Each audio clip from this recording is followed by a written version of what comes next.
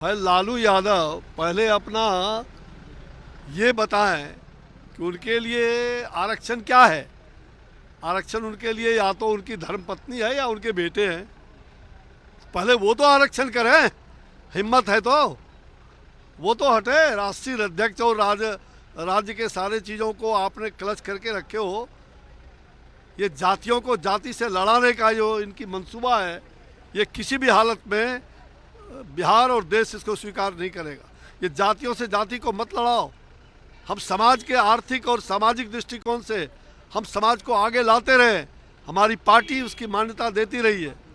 किंतु हम इस प्रकार से 90 की स्थिति में बिहार को फिर से लाने का ये साजिश, ये षड्यंत्र कांग्रेस और तमाम ऐसे उनके चट्टे बट्टे और इंडी गठबंधन का जो है, इसको निश्चित रूप से देश की जनता नक्कार खाने में, तूती खाने में भेज देगी। 5 राज्यों में चुनाव से पहले सभी राज्यों में कांग्रेस अनाउंस करते फिर रही है कि हम कास्ट सेंसस कराएंगे, कास्ट सेंसस कराएंगे। देखो आज तक क्यों नहीं किया कांग्रेस, आज़ादी के बाद से आज तक उनकी होश कहाँ चली गई थी।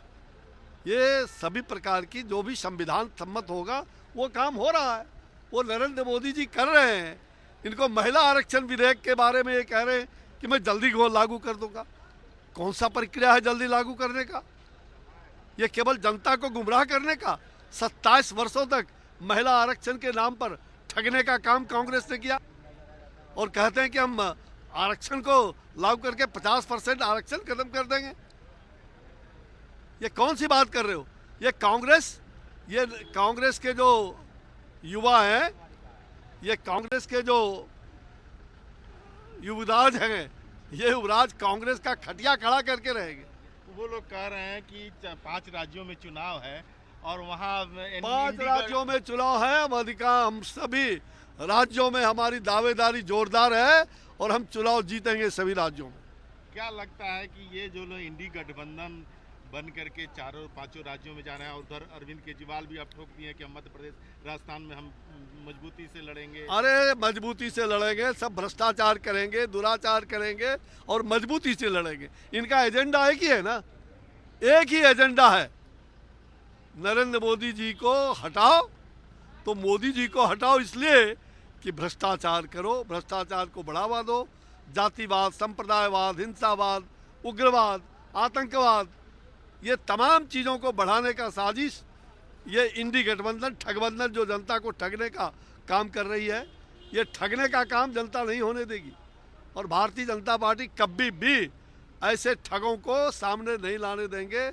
ऐसे ठगों से सावधान आम जनता से हम यही चाहेंगे कि ये ठगों से, ये महाठगबंधन जो इंडी है, ये घमंडिया गठबंधन, ये जनता को पूरी तरह से, पहले इनके कहने के मुँह कुछ होते हैं, करने के कुछ होते हैं।